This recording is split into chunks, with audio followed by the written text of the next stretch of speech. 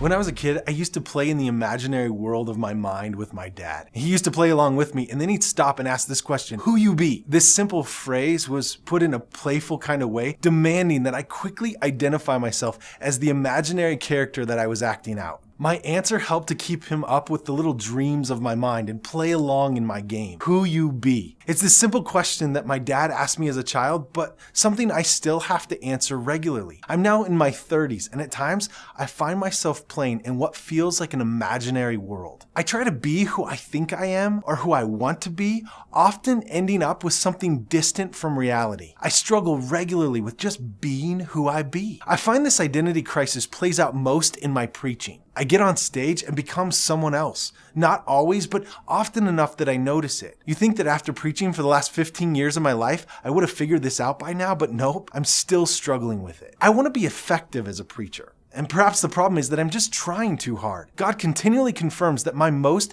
impactful moments in front of an audience are when I forget about me and I simply focus on Him and them. Because at the end of the day, it's more about the audience and getting them closer to Christ than it will ever be about me. I love what Dale Carnegie said.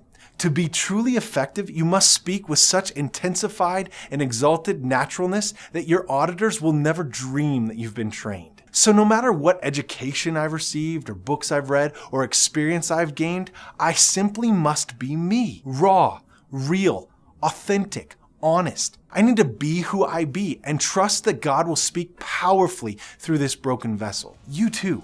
Go today and be who you be. Trust that God can use you mightily.